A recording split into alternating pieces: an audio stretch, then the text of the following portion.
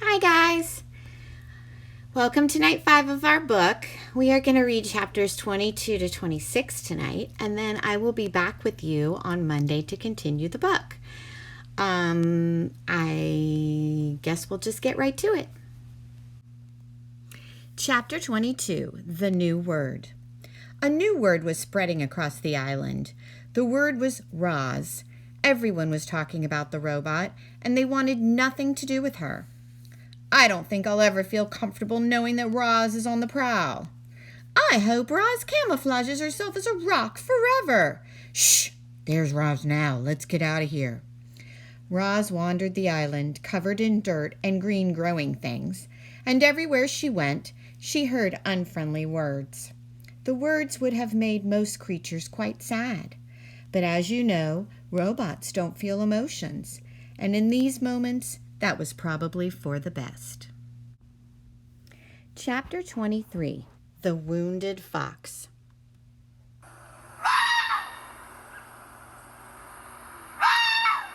My face! My beautiful face!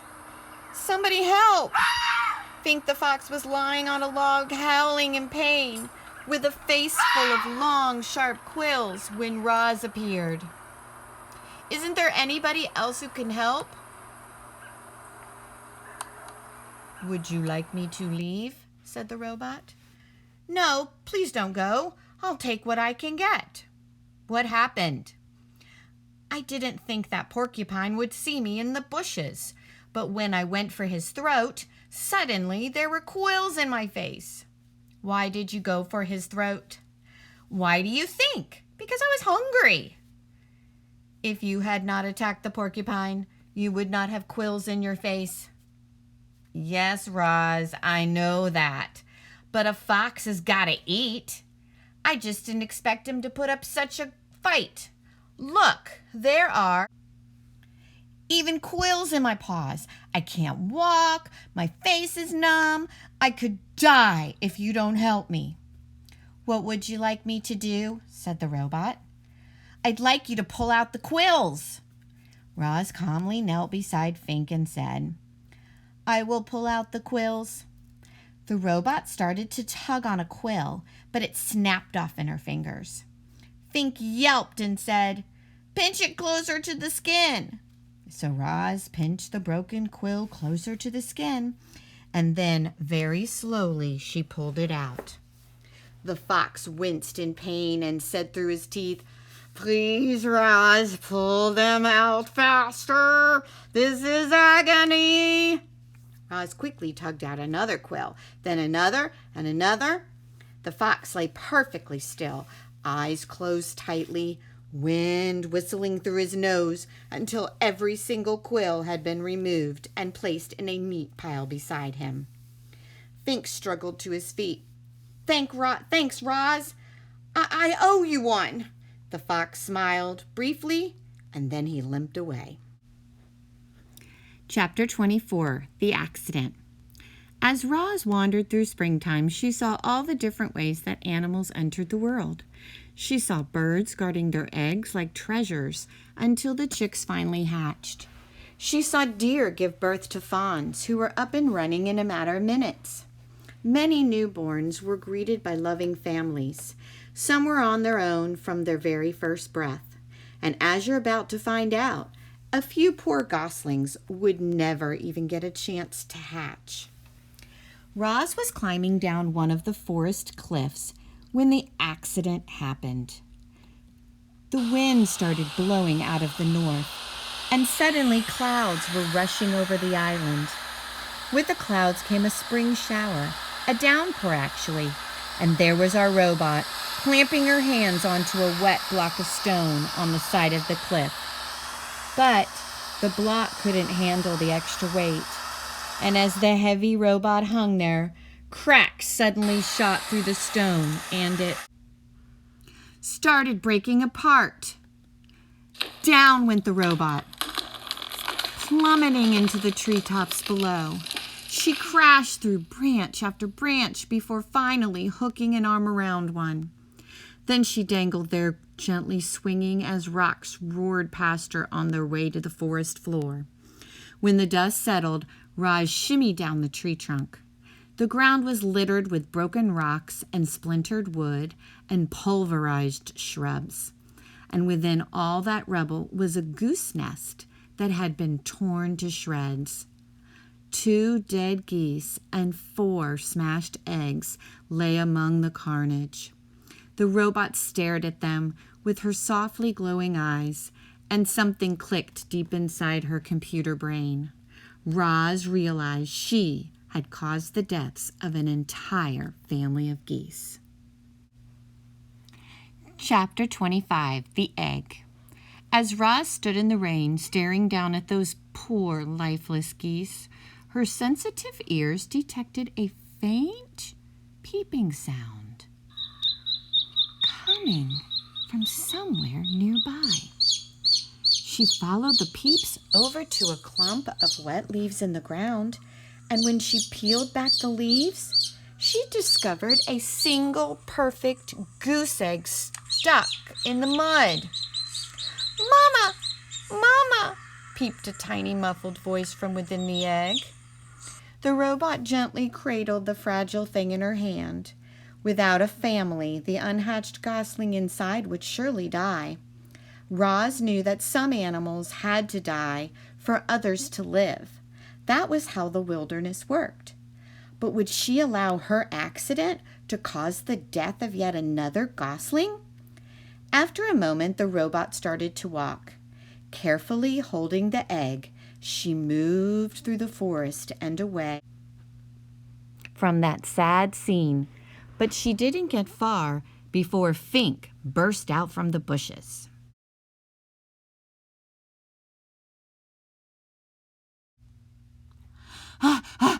What happened? The fox panted. The whole forest was shaking. There was an accident, said the robot. I was climbing those cliffs when the rocks started to fall.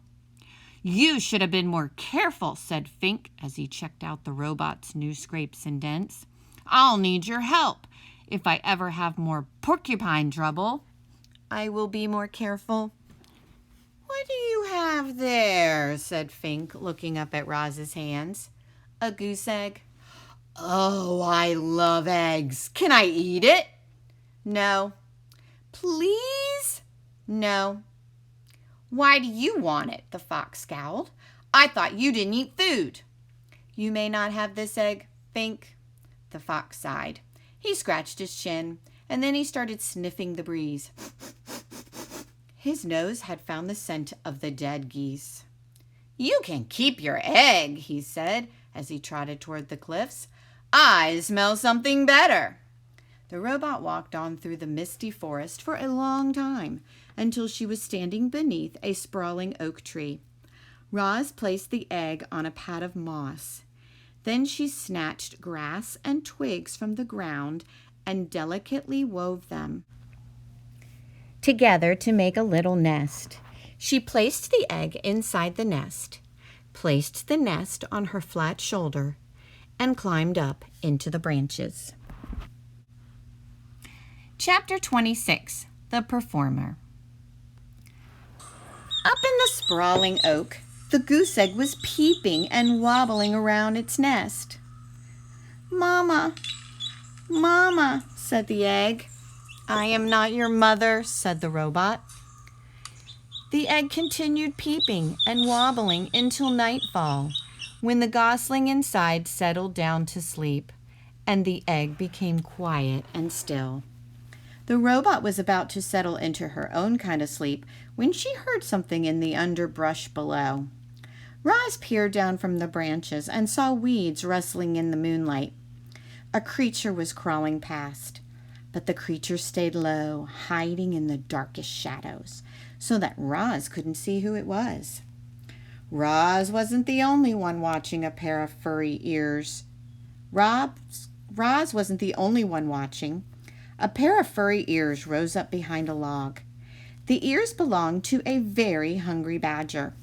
He lay in wait as the shadowy creature came closer and closer, and when the time was right, the badger pounced. You might expect a creature under attack to run for her life, or to defend herself, or at the very least to scream. But when the badger pounced, this creature just rolled onto her back, stuck out her tongue, and died. Not only was she dead, she was rotten, and the badger's face twisted with disgust. Blech! What a stench! He pawed at the stinky corpse a few times and then gave up. No thanks, he grumbled to himself. I'd rather eat beetles. And the badger hurried off to find a less disgusting meal. Had that mysterious creature been frightened to death? And how could her body possibly rot so quickly? Roz was confused, and the robot became considerably more confused an hour later when the dead creature's ears began to flicker. Her nose began to twitch, and she rolled onto her feet and went on her way as if nothing had happened. The robot's voice called down from the tree. Are you alive or are you dead?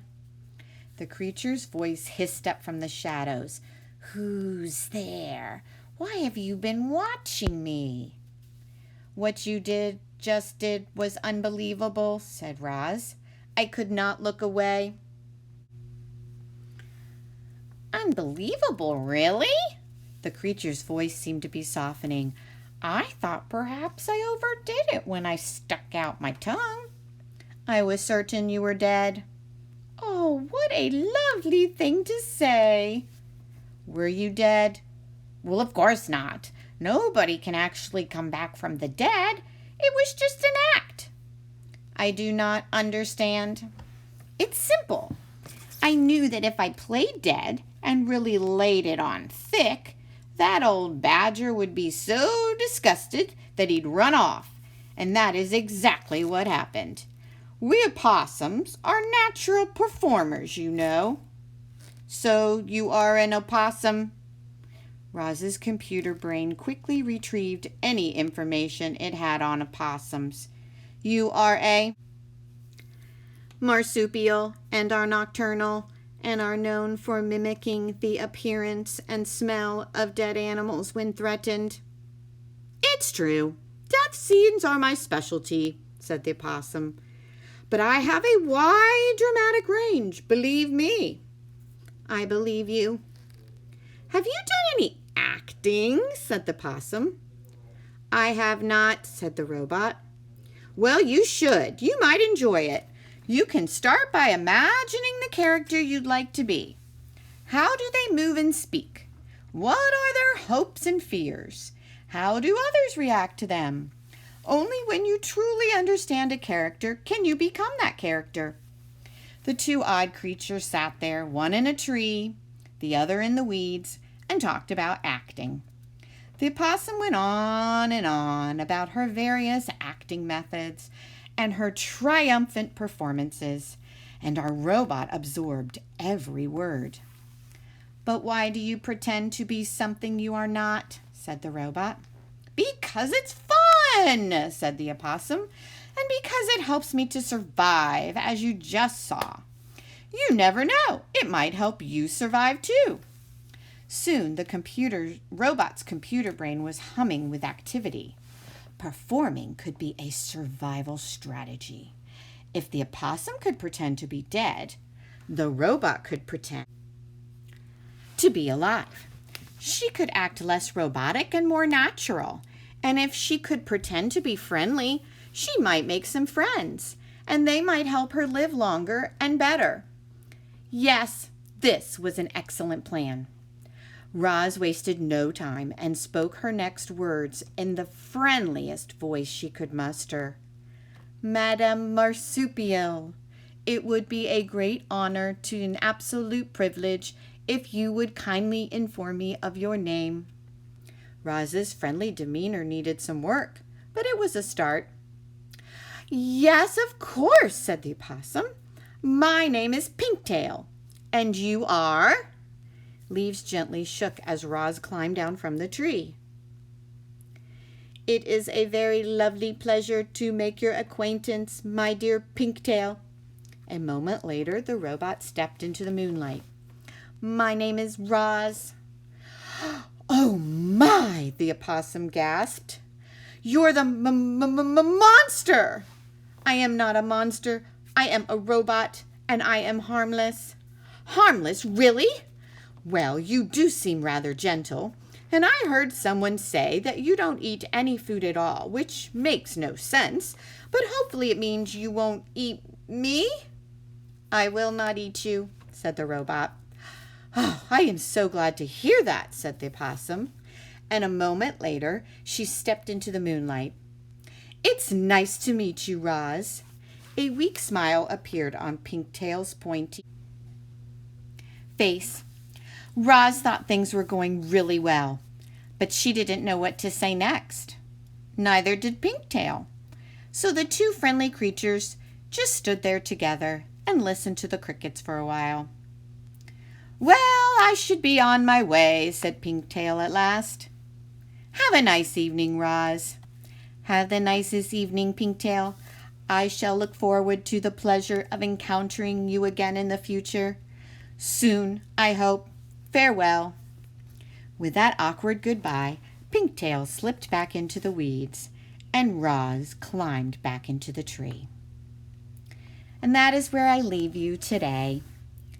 I will be back with you on Monday to move on to the next few chapters. Today's response is to make a prediction. What do you think about Roz and who she might encounter next? What animals might she meet? Make a prediction on what you think will happen next. See you guys on Monday. Have a great weekend.